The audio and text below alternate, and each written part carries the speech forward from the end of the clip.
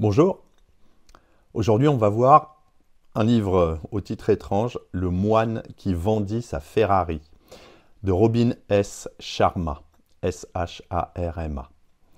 C'est un livre de développement personnel. Donc à travers une fiction en fait, inspirante, Sharma livre des enseignements profonds sur la quête du bonheur, la réussite et la sagesse intérieure. L'histoire suit la transformation de Julian Mantle, un avocat prospère mais malheureux, qui entreprend un voyage spirituel en Inde après une crise cardiaque. Le livre se présente un peu comme un guide de vie. Il mêle philosophie orientale et principes de développement personnel occidentaux. L'histoire commence avec Julian Mantle, donc un avocat de renom, riche et influent, qui mène une vie stressante et déséquilibrée. Bien que son succès professionnel soit éclatant, il souffre d'un profond vide intérieur. Victime d'une crise cardiaque en plein tribunal, il prend conscience de la fragilité de son existence et décide de tout abandonner. Sa carrière, sa fortune et donc même sa Ferrari. Et il part en quête de sens, il part en quête de sagesse en fait, en Inde. Durant son voyage, il rencontre un groupe de sages, les sages de Sivana, S-I-V-A-N-A, qui l'initient à une nouvelle philosophie de vie. Il lui transmet des enseignements fondamentaux sur l'art de vivre en harmonie avec soi-même et le monde. Julian apprend notamment la maîtrise de l'esprit, la discipline et l'importance d'une vie équilibrée. Les sages de Sivana lui enseignent plusieurs principes fondamentaux, principalement 6. Tout d'abord, ils appellent ça le jardin de l'esprit.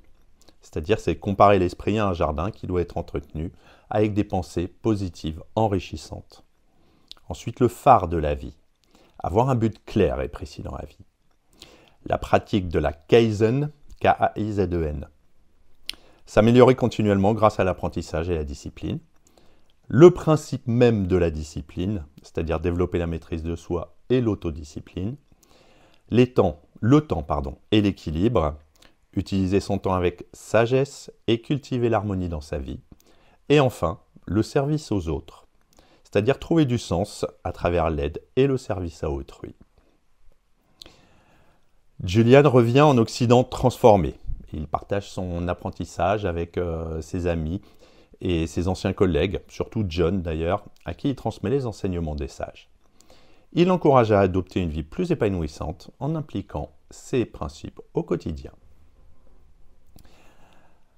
Le livre est construit comme un récit initiatique dans lequel Robin S. Sharma mêle fiction et enseignement pratique.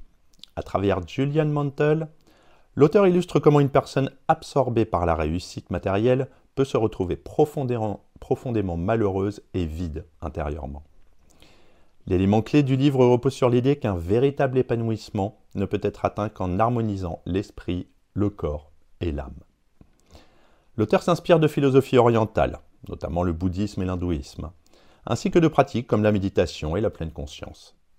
Il vulgarise des concepts complexes et les rend accessibles à travers une narration simple et des conseils concrets. Les principes du livre sont particulièrement pertinents dans un monde où le stress et la surconsommation sont omniprésents.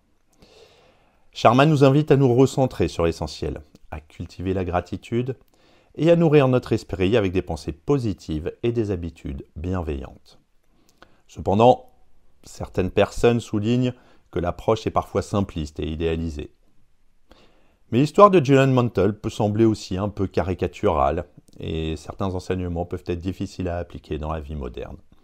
Néanmoins, l'ensemble du livre reste inspirant et offre de nombreux outils de réflexion. Donc pour conclure, c'est un livre qui pousse à la réflexion sur nos véritables aspirations.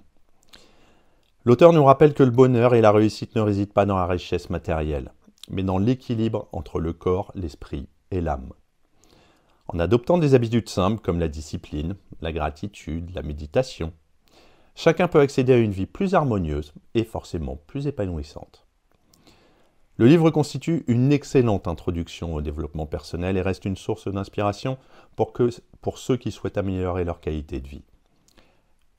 On a des critiques, puisque l'approche est parfois simplifiée, mais ça demeure une œuvre inspirante, on va dire, et accessible à tous. À bientôt.